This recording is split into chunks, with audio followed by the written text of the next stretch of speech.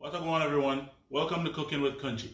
Today, I'm going to show you how to use a green plantain to make some porridge. That's it. Easy, quick breakfast, Jamaican style. All with some simple ingredients, which includes plantain, cornmeal, any type of milk, and some household spices.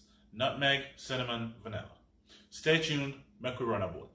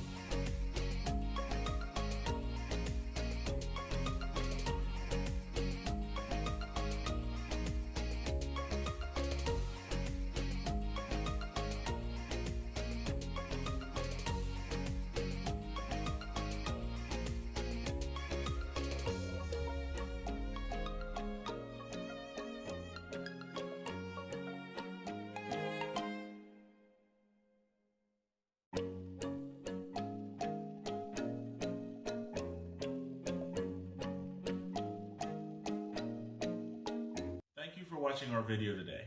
Steps and ingredients are in the description below. Like and comment. I'd love to hear your feedback. Cook and share any one of these videos and tag me on Instagram. Subscribe for more content like this. See you in the next one.